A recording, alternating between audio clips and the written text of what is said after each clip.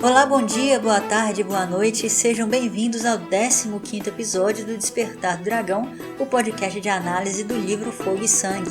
Eu sou a Flávia Leão. E eu sou o Gesiel Bueno e esse é o melhor podcast desse Brasil.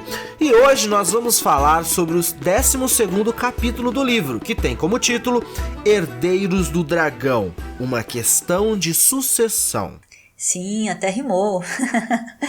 E a gente já passou da metade do livro, não sei se você reparou, Gesiel. E devido ao tamanho do capítulo, que é grande, como foi o último, a gente resolveu dividir ele em duas partes também, para ficar melhor a experiência, né? Eu não reparei que tá na metade do livro, porque eu leio o e-book, então não dá pra ver quantas páginas que... Não dá pra ver o bolinho de páginas que falta. Entendi, acabamos de passar da metade. Show! O tempo passa. Pois Verdade, hein? Parece que esses dias a gente tava lendo os primeiros capítulos. Exatamente. Tem mais de 6 meses aí que nossos ouvintes estão com a gente nessa aventura super legal aqui, né? Com certeza. Mas antes de a gente começar, lembrem-se sempre de que vocês podem entrar em contato com a gente pelo Twitter, que é o @DespertarDragão, ou através do direct do nosso Instagram, @o_despertardragão, ou é claro pelo nosso e-mail, contato@dragão.cinemae.com.br ou através do formulário do nosso site dragão.cinemae.com.br. Vocês também podem escutar os nossos episódios e deixar os comentários de vocês no nosso canal do YouTube e também do Facebook. É tudo Despertar do Dragão.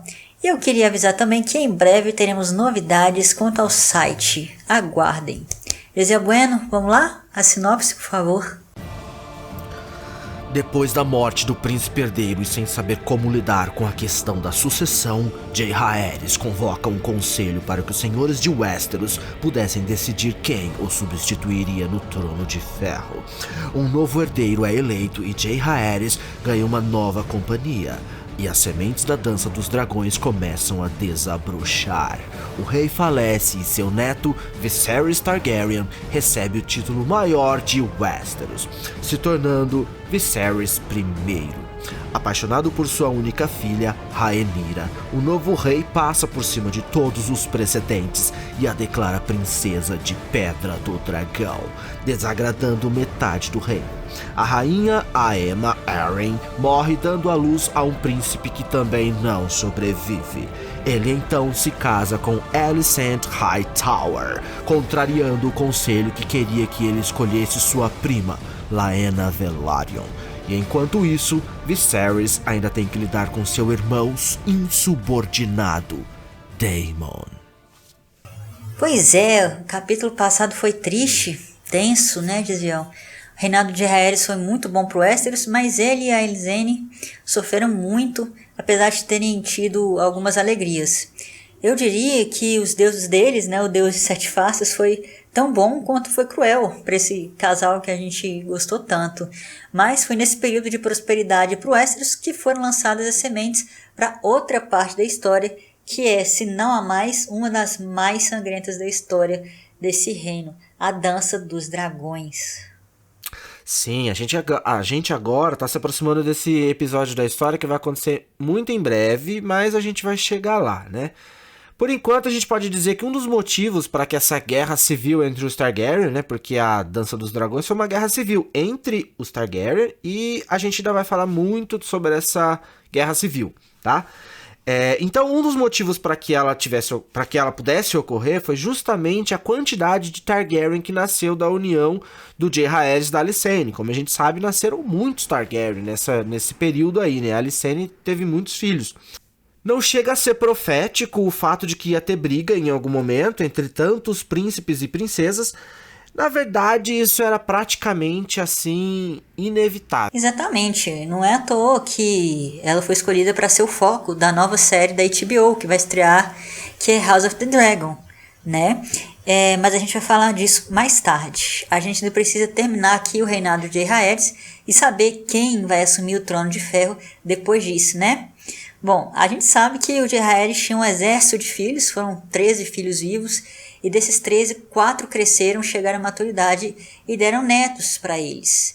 E além de o rei ter o herdeiro, que era o príncipe Aemon, ele tinha um que ele chamava de sobressalente, que era o Balon. E os dois eram muito capazes, assim. Todos os dois tinham as qualidades para se tornarem excelentes reis para Westeros, igual o Jaehaerys foi, e os dois ainda eram grandes amigos. Então a sucessão parecia mais assim do que certa e garantida, assim, se você for parar para pensar, né? Parecia a palavra certíssima. Parecia garantido, parecia sólida, mas não era. Como a gente viu, o príncipe Aemon morreu assassinado. Foi assassinado sem querer por um bandido lá de Myr, que na verdade queria matar o Lord Cameron, o Estrela da Tarde de Tarth, e por causa disso, lá se foi o principal herdeiro do Jaehaerys. E com a morte do Aemon, o Balon então foi nomeado Príncipe de Pedra do Dragão, que era o título que pertencia ao irmão dele antes, e ninguém reclamou, porque todo mundo amava o Balon também. Era claro que ele era o sucessor óbvio do irmão, mesmo que o Aemon já tivesse uma filha, e aí começam os problemas. E que tá, exatamente, o Aemon tinha uma filha, a Rhaenys, que já era maior de idade e ainda por cima já estava grávida do primeiro filho com o Corlys Velaryon, o Senhor das Marés, conhecido como Serpente Marinha por causa de um dos navios dele.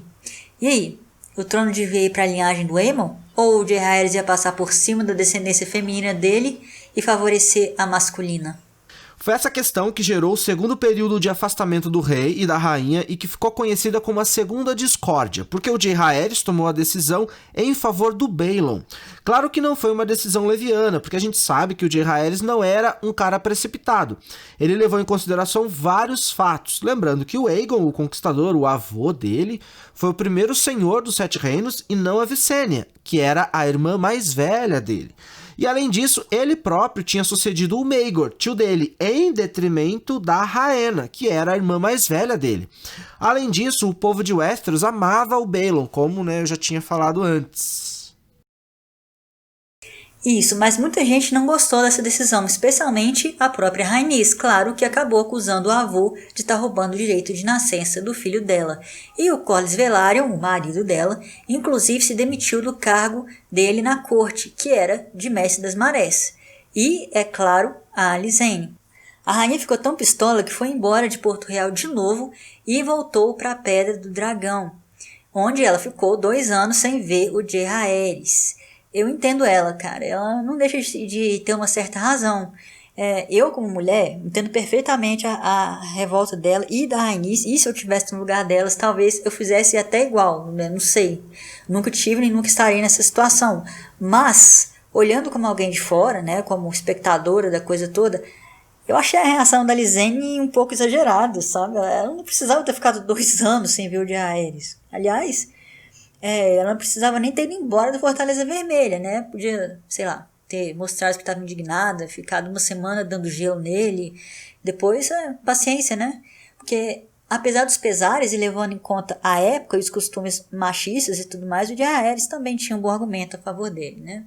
Exatamente. Talvez ele até estivesse realmente a favor da sucessão masculina, mas o Jaehaerys nunca foi de cabeça fechada de acordo com seus próprios pensamentos. Ele sempre ouviu os dois lados da coisa.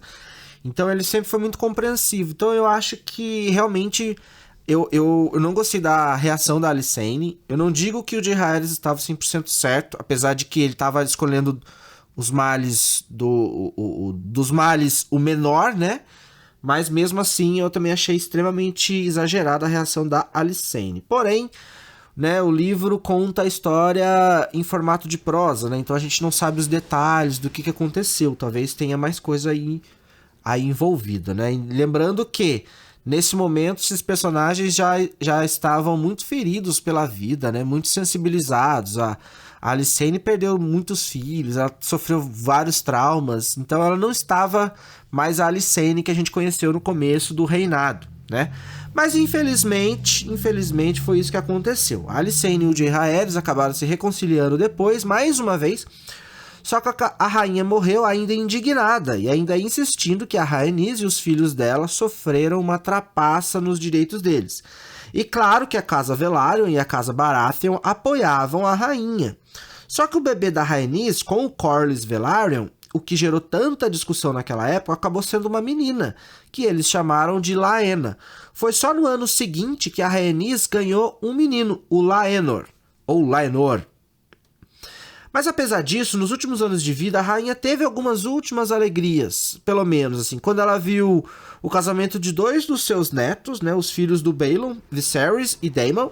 O Viserys casou com a Aemma, da casa Arryn, e o Daemon com a Rhea, da casa Royce. Exato. E ela ficou feliz também no torneio que aconteceu em 98 depois da conquista, quando teve a comemoração do 50º ano do reinado do Jaehaerys, porque nesse torneio todos os filhos, netos e bisnetos dela estavam presentes. E esse também foi um evento memorável, porque desde a destruição de Valíria que não havia tantos dragões no mesmo lugar, e ao mesmo tempo deve ter sido uma coisa linda de se ver mesmo. E foi logo depois desse torneio que o Septão Barth, o mão do rei e melhor amigo do Jaehaerys, morreu. No primeiro momento, o rei chamou o comandante da guarda real, o Sir Ryan Redwyne, para substituir. Só que ele era um homem das armas e acabou não servindo para o cargo. Então, no lugar dele entrou o príncipe Baelon, que fez um excelente... É Baelon ou Baelor? Baelon, né? Tá certo. Então, no lugar dele entrou o príncipe Baelon, que fez um excelente trabalho. Foi muito por causa disso também que todo mundo achava que ele seria também um excelente rei, né? Se tá sendo um excelente mão, pode ser um excelente rei. Mas só que o Baelon jamais seria rei.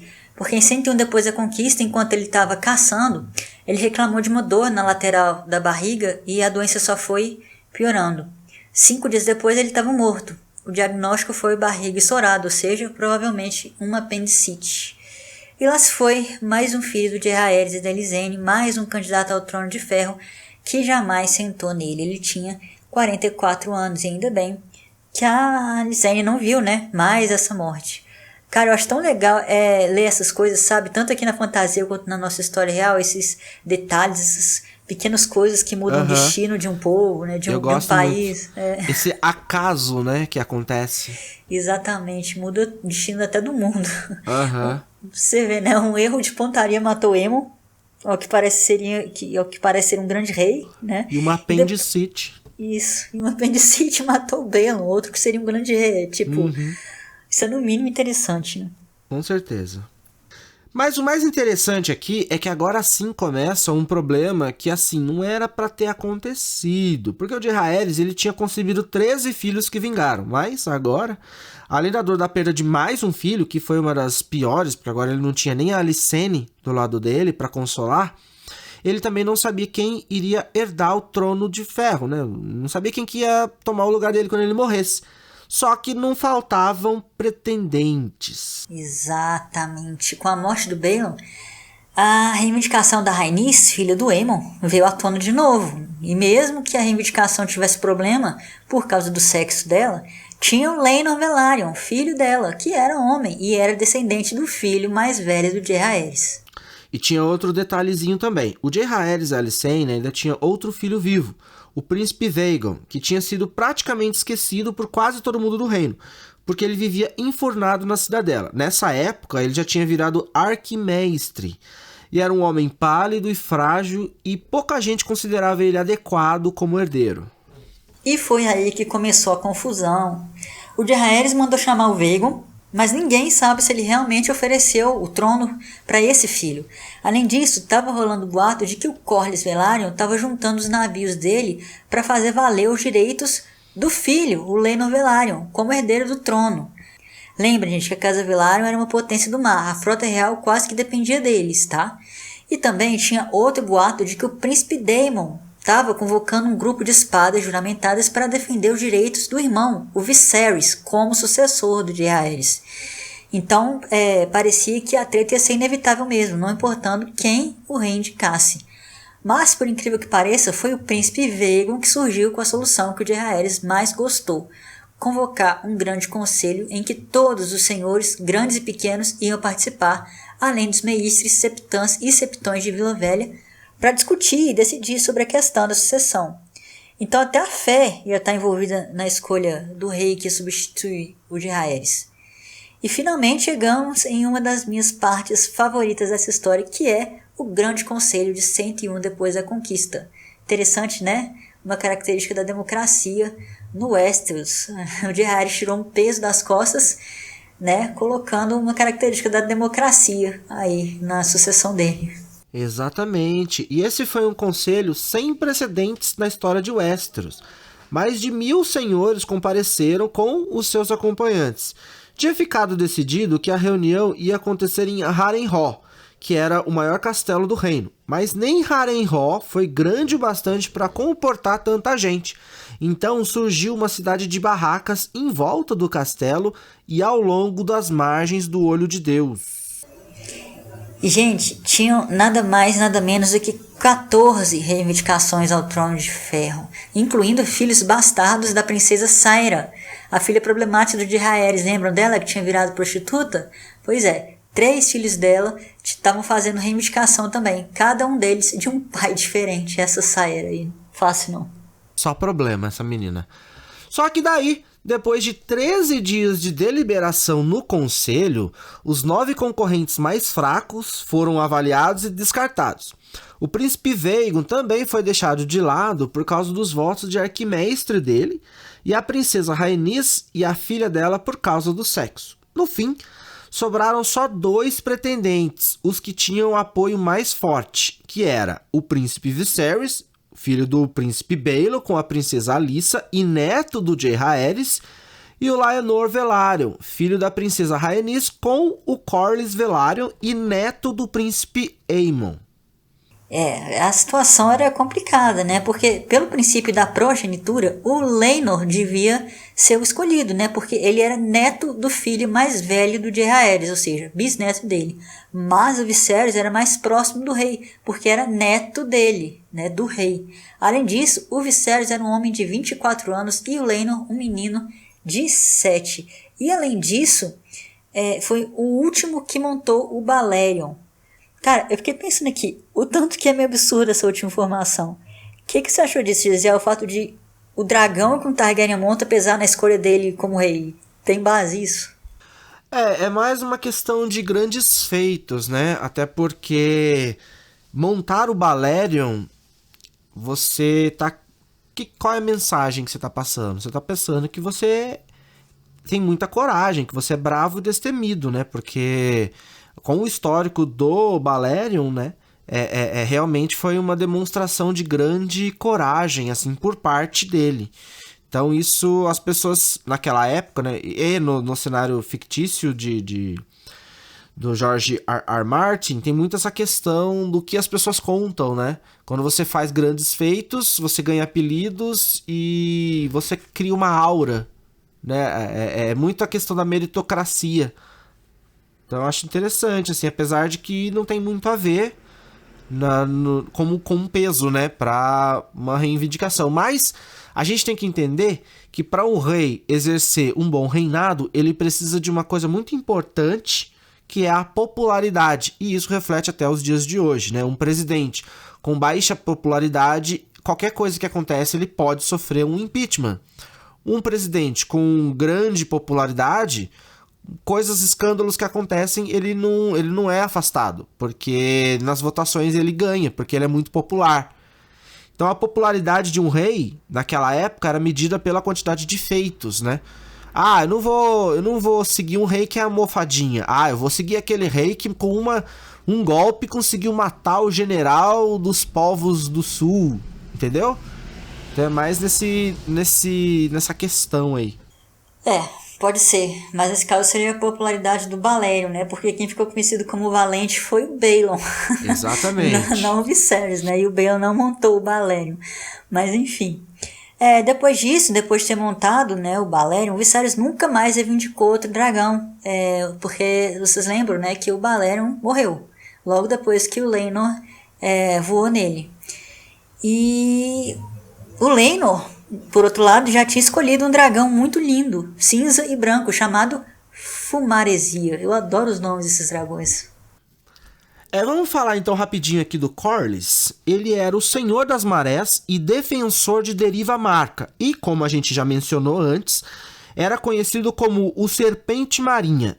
Ele era uma das figuras mais importantes do reino e o sobrenome dele também era muito influente.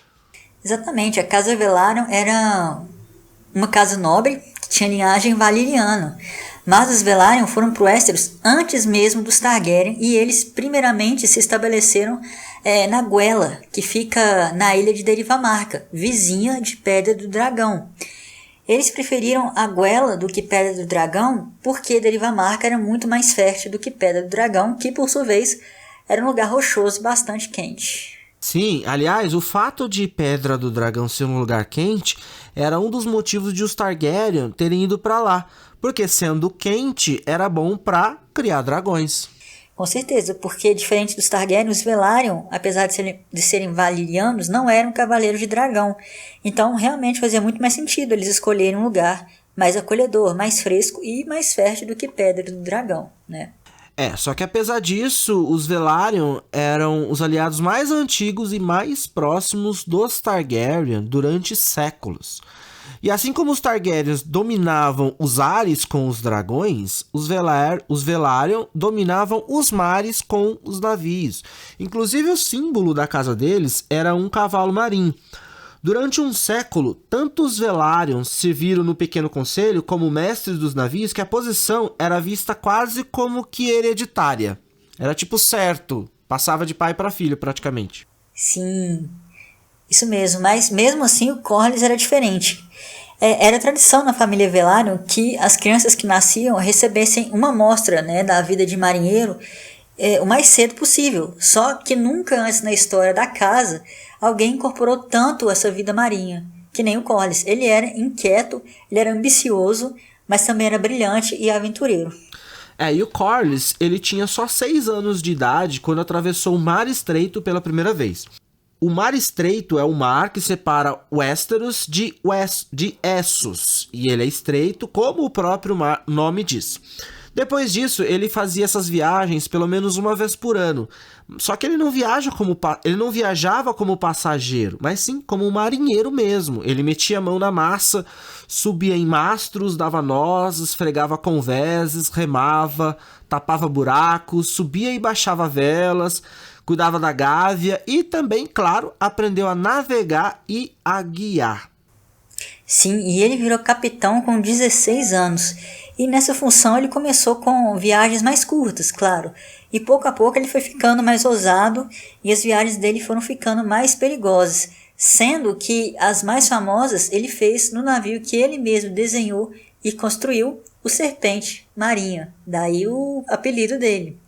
Ele fez praticamente todas as rotas conhecidas por mar e enriqueceu a casa dele por conta disso.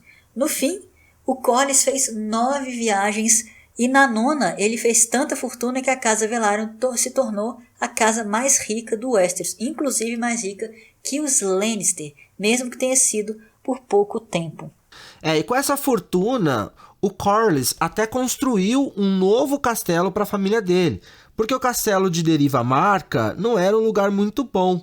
Ele era escuro, úmido e às vezes até alagava. Então ele resolveu construir um lugar mais agradável.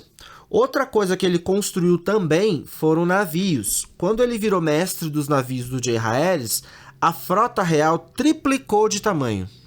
Isso, e mesmo depois que ele brigou com Jaehaerys e deixou o cargo de mestre dos navios, ele continuou construindo as embarcações dele, só que lá de Derivamarca. E isso fez o lugar crescer e prosperar. Então, uma parte do comércio que ia para Porto Real começou a ser atraído para Derivamarca, fazendo a casa Velaryon ficar ainda mais rica e poderosa. Então, e já deu para perceber o quanto que o Corlys era ambicioso, né? E essa característica dele refletiu até na mulher que ele escolheu, a princesa Rhaenys, filha do filho mais velho e herdeiro do rei, o Aemon. Porque era dito que a Rhaenys era uma mulher mais enérgica, linda e orgulhosa do que qualquer outra no reino, e ainda por cima era montadora de dragões. Então é claro que o Corlys foi atraído por ela e também pela possibilidade de o filho dele, um dia, se sentar no trono de ferro. Foi por isso que ele ficou tão pistola quando Jaehaerys anunciou o Baelon como herdeiro depois da morte do Aemon.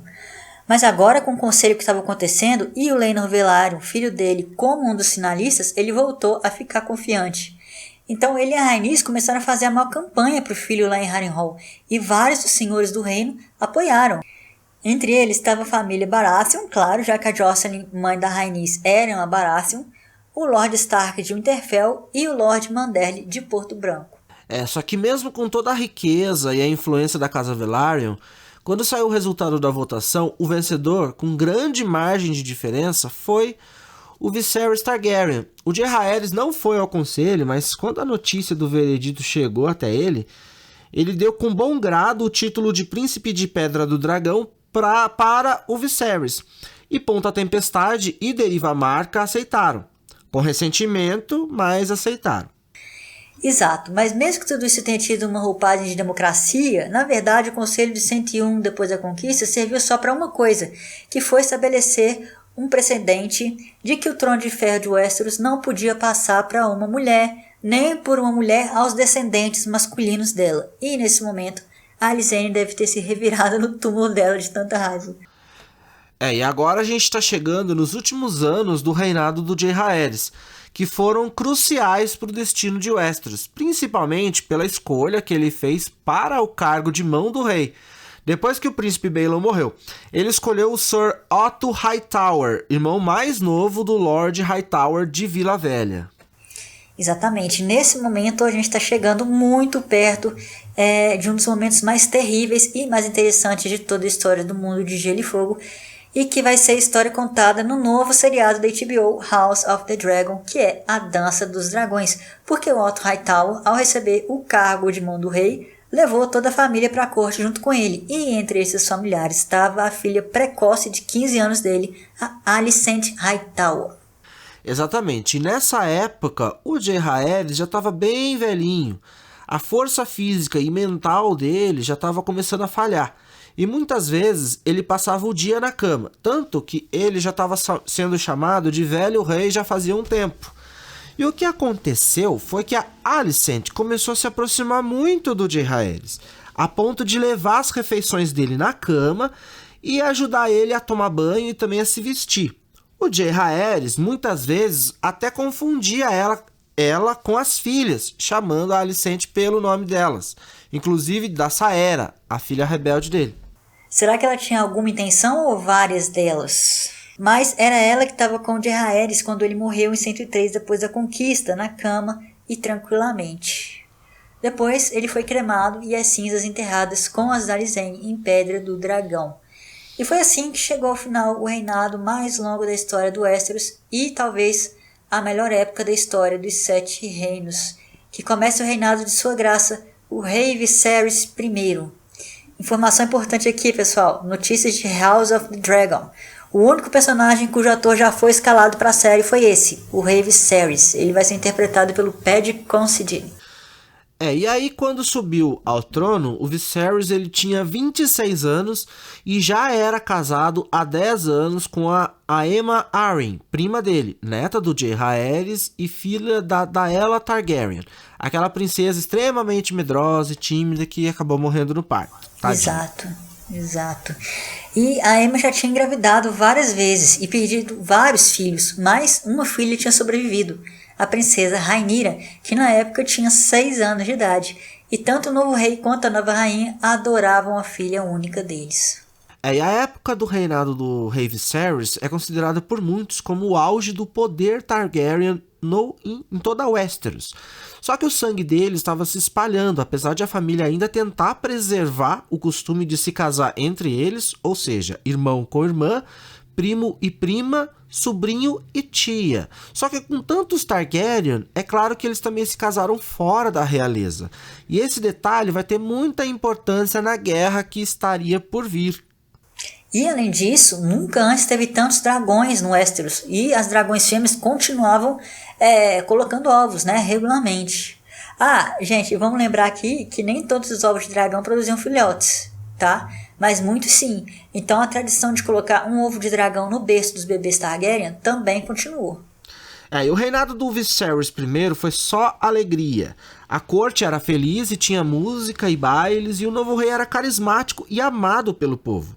E no meio dessa felicidade toda estava a princesa Rhaenyra, que era mais amada ainda que o pai, tanto que ela foi apelidada de Deleite do Reino. Isso. Lembrando que deleite foi o termo usado em Fogo e Sangue para esse apelido da Rhaenyra. Mas na enciclopédia, quem leu a enciclopédia sabe, Um Mundo de Gelo e Fogo, o termo é alegria do reino. No final dá no mesmo, né? Porque as palavras são sinônimos, mas eu quis aqui deixar registrado, porque eu sou chata com essas coisas e eu prefiro alegria do reino do que deleite. Mas enfim, problema meu. Eu gosto de deleite porque fica mais sophistiqué. Não, foi só pra ser do contra que você gostou mais de deleite. Eu sou pago pra ser do contra aqui. E o Viserys era tão louco com a filha que ele não se separava dela e levava ela pra cima e pra baixo, inclusive na mesa na hora de comer as refeições e também nas reuniões do conselho. Ele encorajava ela a aprender e a observar tudo. Isso é muito importante. Muito. E a Rhaenyra obedecia, e por isso ela era ainda mais amada. Ela também era linda, dona de uma beleza que só alguém do sangue do dragão podia ter. E além disso, ela virou cavaleira do dragão aos 7 anos e montou a dragão fêmea Syrax. E quando ela tinha 8 anos, ela virou escansão do próprio rei. Escansão, segundo o dicionário, é tipo um copeiro, tá, gente? Antigamente era a pessoa que servia vinho para os convidados. Então o rei raramente era visto sem ela do lado. Só que quem cuidava mesmo do governo era o pequeno conselho de Viserys, liderado pela mão do rei, que continua sendo o Otto Hightower. Dizia-se que, quanto mais o tempo passava, mais insuportável esse homem ficava. E o maior inimigo do Otto, dessa mão do rei, era o príncipe Daemon Targaryen, irmão mais novo do rei Viserys, que era um jovem ambicioso e mal-humorado. Eu acrescentaria grosseiro também. Lembrando que o príncipe Daemon foi o mais ferrenho dos apanhadores do Viserys no Conselho de 101 depois da conquista. Ele serviu o irmão primeiro como mestre das moedas e depois como mestre das leis. Mas como ele odiava administrar, ele virou comandante da patrulha da cidade. Aí foi como comandante da patrulha da cidade que ele se saiu melhor e foi o cargo em que ele fez mais diferença, porque ele percebeu o quanto a patrulha da cidade era negligenciada e mal equipada. Então ele equipou cada homem com uma adaga, uma espada curta, um punhal e armou os patrulheiros com uma cota de malha preta. E o toque final foi um manto dourado comprido que ele deu para cada um também. A partir desse momento, os homens da patrulha da cidade passaram a ser conhecidos como os mantos dourados. Então percebam agora que a gente tem vários tipos de mantos. O manto negro, da patrulha da noite, o manto branco, que é da guarda real, e agora o manto dourado, da patrulha da cidade. Isso sem contar o manto carmesim, que era como eram chamados os guardas dos Lannister. Sim, informação importante essa. Mas voltando aqui pro Daemon, ele também era casado com a Rhea Royce, senhora de Pedra Runa, no Vale, desde 97 depois da conquista. Mas ele detestava tanto o Vale quanto a mulher dele. Tanto que, quando o Viserys virou rei, ele pediu para o irmão anular o casamento dele. O Viserys negou, mas permitiu que o Daemon voltasse para a corte. Aí ele largou a Rhea lá no Vale e voltou para a Fortaleza Vermelha. Foi então que ele teve aquele monte de cargo lá que o Gesiel falou. Mestre das moedas, mestre das leis e comandante da patrulha da cidade. E não tem dúvida de que Porto Real nunca foi mais organizado do que quando o Daemon Targaryen foi comandante da patrulha da cidade. Só que ele também usava de uma técnica muito brutal. Ele cortava a mão dos batedores de carteira, cortava o nariz dos ladrões, castrava os estupradores e chegava até a matar alguns criminosos. Então ele frequentava muitos piores lugares da cidade, como a Baixada das Pulgas, a famosa Baixada das Pulgas. Além disso, ele era frequentador assíduo de bares e prostíbulos e, claro, ele fazia festa com as prostitutas. Dizia-se até que ele tinha um apreço especial pelas donzelas. Mesmo assim, teve uma moça Licena, lembrando que o Liceno é aquela pessoa que nasceu em Lys, que se tornou a preferida dele. O nome dela era Mysaria. Mau elemento esse cara aí. Ela era uma miséria. Esse, inclusive, era o apelido dela.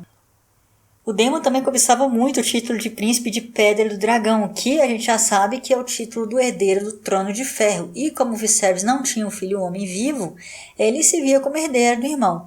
Mas o Viserys se recusava a dar esse título para o Daemon, apesar de gostar muito dele.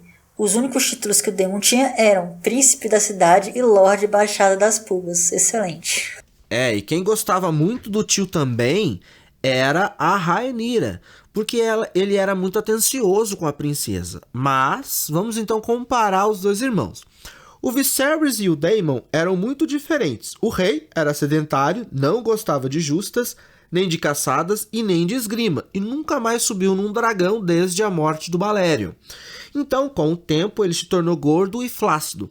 Já o Daemon era o contrário, ele era magro e firme, além de ser um guerreiro famoso e ágil e muito perigoso. E agora, pessoal, a partir desse momento, tudo que a gente vai dizer vai ser baseado no relato de dois personagens muito importantes, porque a maioria dos eventos que aconteceram em sigilo.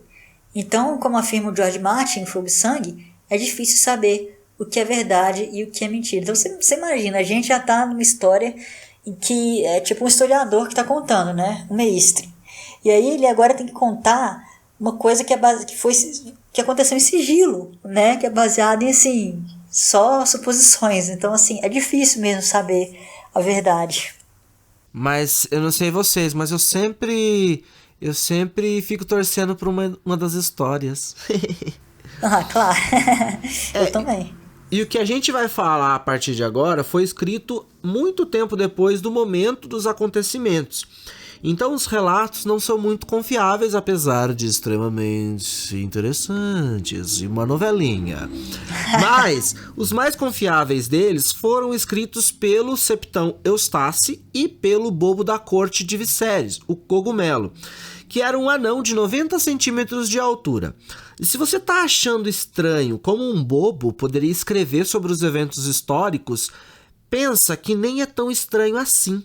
As pessoas achavam que o Cogumelo era um imbecil, então eles nem se preocupavam em esconder as coisas, eles falavam tudo na frente dele.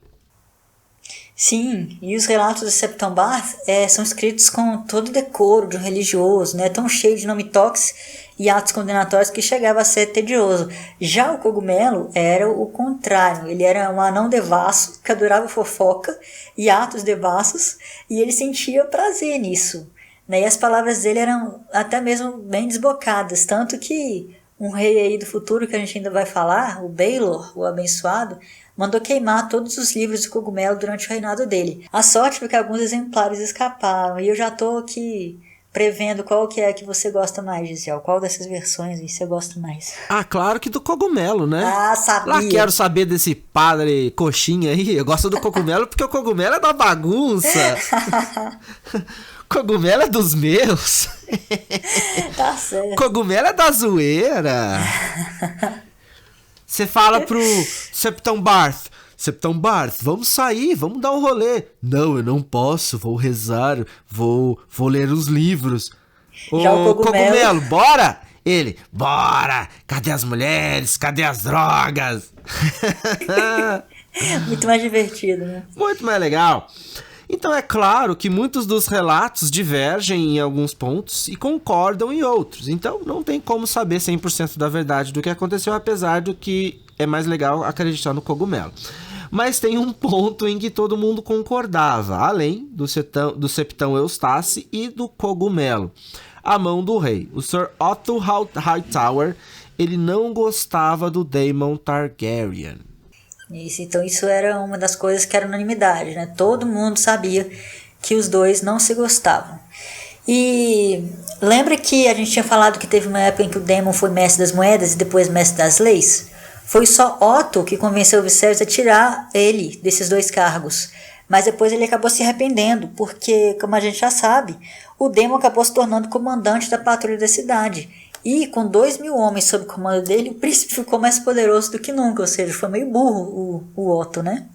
Como que você quer deixar uma pessoa sem poder e coloca ela no comando de uma força armada, né? E o Sir Otto tinha pavor de que o Daemon virasse rei, porque ele achava que o príncipe ia se tornar um segundo Maegor o Cruel, ou pior, o que ele não estava tão longe da verdade. Então ele preferia que a Rhaenyra sucedesse o pai no Trono de Ferro e ele não estava sozinho nessa questão. Só que tinha um problema. Como a gente já comentou, o Conselho de 101, depois da conquista, estabeleceu um precedente de que a linhagem masculina prevalecia sobre a feminina. Então a Rhaenyra, mesmo que sendo filha do rei, ficava atrás do tio, assim como a Rhaenys ficou atrás do Baelon em 92 depois da conquista, quando o Jaehaerys deu para ele o título de Príncipe de Pedra do Dragão. Absurdo, absurdo, absurdo, mas não vamos entrar nessa questão de novo, porque todo mundo já sabe que é um absurdo essa mentalidade. Continuando. É claro que o Viserys sabia dessa inimizade, né, entre o Sir Otto e o Daemon, mas ele detestava briga, ele detestava discórdia, então ele preferia acreditar que eles iam fazer as pazes a qualquer momento. Um resquíciozinho aí do Aenys, né? E quanto ao herdeiro, ele também acreditava que a rainha dele, a Aemma Arryn,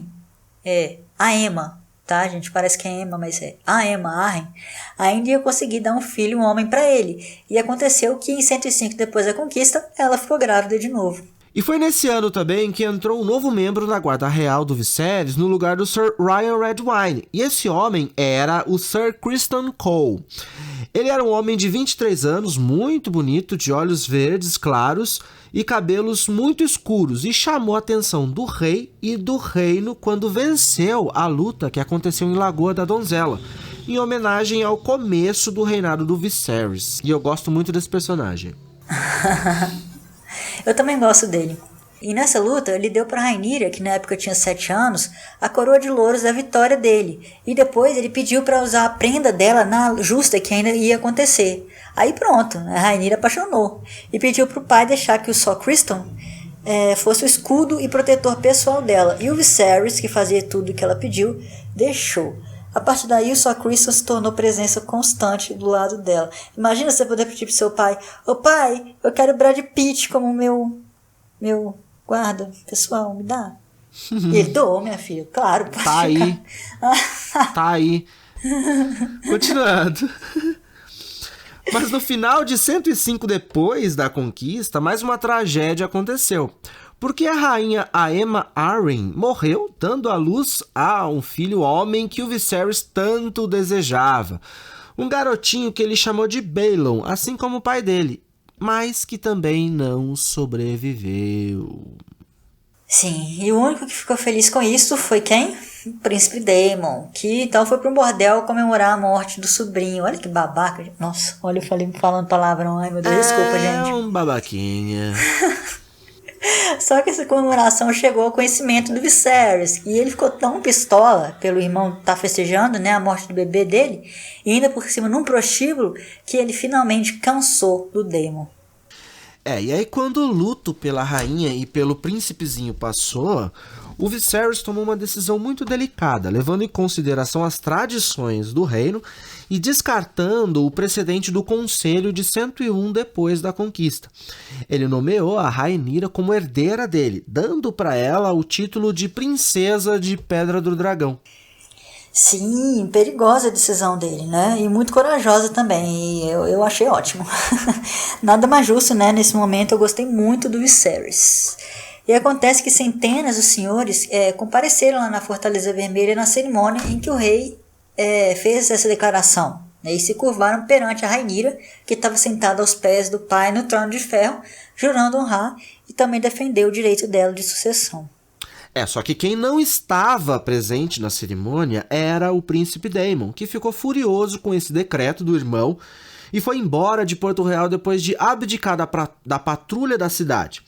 Ele foi para a Pedra do Dragão com a Mysaria, a prostituta dele, e ficou por lá durante meio ano, durante o qual ele engravidou a moça. E quando o Daemon soube da gravidez, ele ficou tão feliz que presenteou a Mysaria, não sei como é que pronuncia, né? Mas vamos lá. Com um ovo de dragão, né? Mas isso deixou o Viserys mais pistola ainda com ele. Aí o rei mandou que o Daemon devolvesse o ovo, mandasse a prostituta embora e voltasse para o vale para ficar com a mulher dele, sob pena de ser considerado um traidor. E mesmo a contragosto, o Daemon obedeceu, né? Mandou a Mysaria de volta para Lys e voltou para o vale. Mas depois ele soube que a Mysaria perdeu o filho durante uma tempestade no mar estreito. E aí foi ele quem ficou pistola com o Viserys. A partir daí, ele só falava do irmão com desdém e só pensava na questão da sucessão. Só que apesar de a Rhaenyra ter sido declarada princesa de Pedra do Dragão, muita gente ainda tinha esperança de que o Viserys ainda ia ter um filho homem, porque ele ainda era jovem. Nessa época ele não tinha nem 30 anos, então ele começou a sofrer meio que pressão para se casar novamente, e a principal candidata era a Laena Velaryon, filha da Rhaenys e do Corlys Velaryon, o Serpente Marinha, irmã do Laenor Velaryon, que tinha sido rival do Viserys no Conselho de 101 depois da conquista. Eu não comentei ainda não, né, da falta de imaginação para nome da Rhaenys e do Corlys, né? O filho Laenor, a filha Laena. Mas tudo bem, tudo bem. A Laena tinha 12 anos, tinha acabado de florescer como mulher, né? Ou seja, ela já tinha menstruado, e tinha a beleza dos Targaryen. E ela era também cavaleira de dragão e reivindicou a Vhagar, a mais velha e maior dos dragões desde a morte do Balerion. Pena que essa dragoa, ela era preguiçosa, porque ela era uma Vhagar. Trocadilho, gente. Tudum, psh. Só que o Viserys, ele não quis nem saber da Laena. Ele já tinha decidido com quem ele queria se casar, e essa escolha fez toda a diferença no destino de Westeros. Essa mulher era a Alicent Hightower, a filha da mão do rei, a garota que lia pro Jaehaerys no leito de morte dele. Essa mulher, gente, eu quero muito saber quem vai ser a atriz que vai interpretar ela na série, em House of the Dragon, porque ela vai ser uma das protagonistas, né? Uma figura central na Dança dos Dragões, que agora está muito perto. E ela é descrita como uma pessoa inteligente e adorável, mas a gente vai ver que de adorável ela não tinha nada. E apesar da escolha do rei ter sido vista como uma boa escolha por alguns, porque a casa Hightower era uma família antiga e nobre e de linhagem impecável, tiveram outros que não ficaram nem um pouco satisfeitos com a notícia de que a Alicent Hightower ia se tornar rainha. Sim, eu já falei que eu não gosto muito da casa Hightower. Não, né? Não. Pois é, eu não gosto.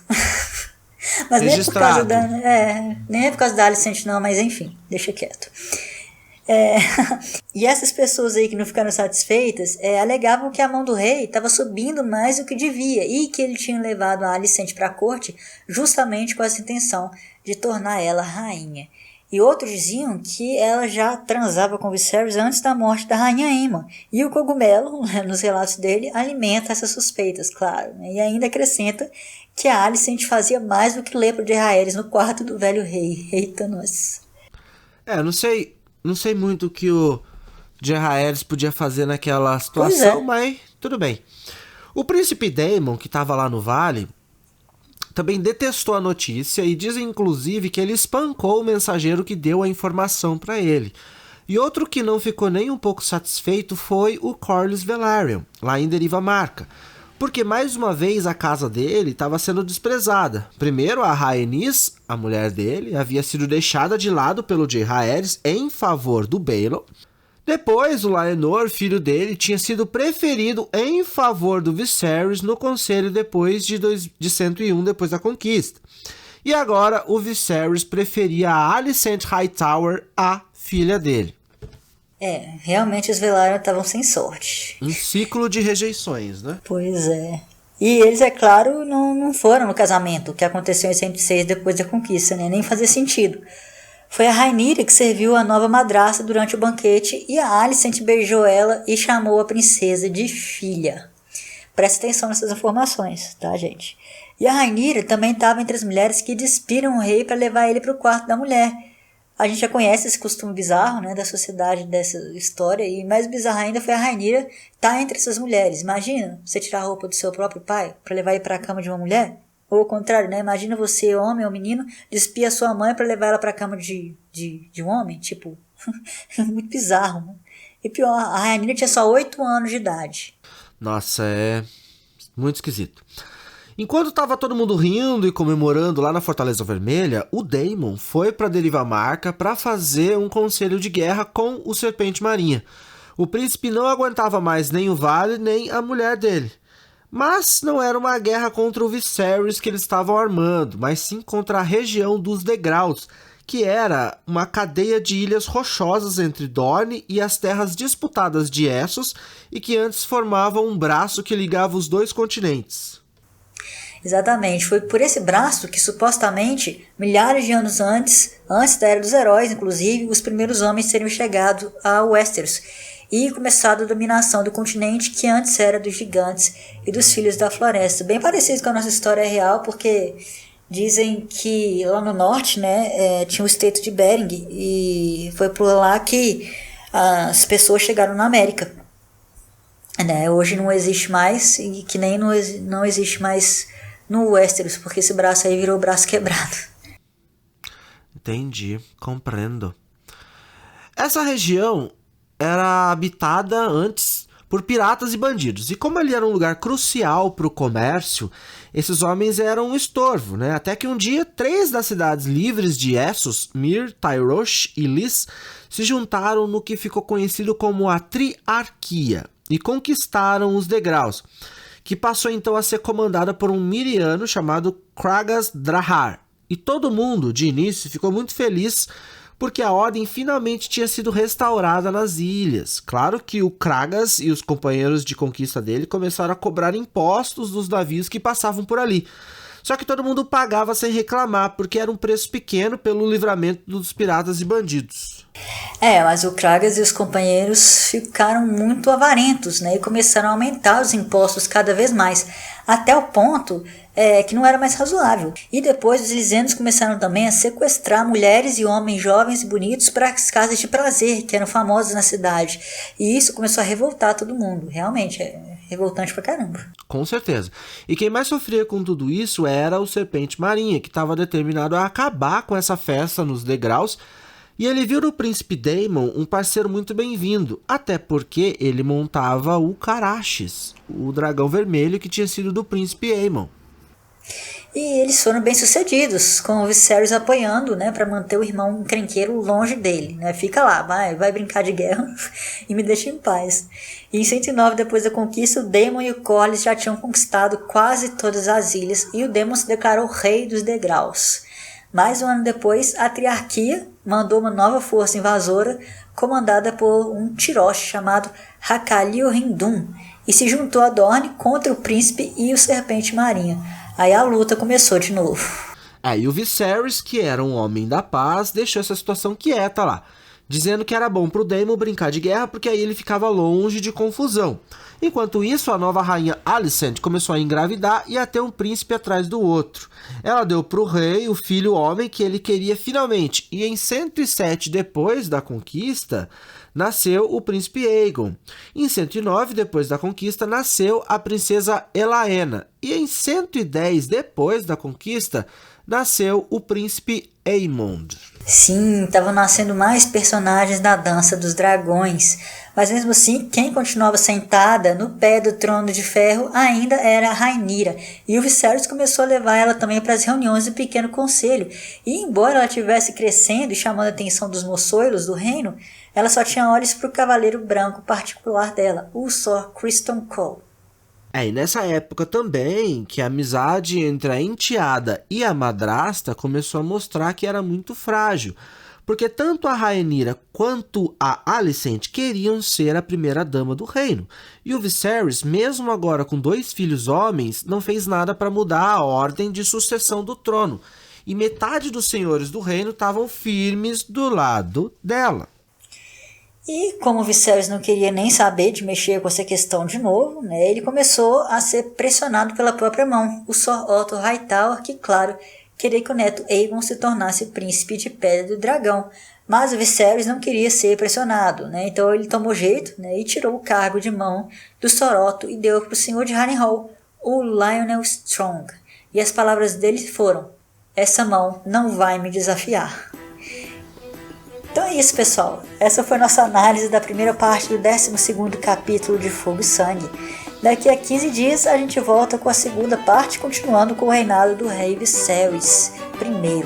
Não se esqueçam de deixar seus comentários, sugestões e dúvidas pelo e-mail contato@dragão.cinemae.com.br ou pelas nossas redes sociais, Instagram, Facebook ou Twitter. É tudo despertar do dragão. Até daqui a 15 dias, o Valar do Rhaeris. Valar Morghulis.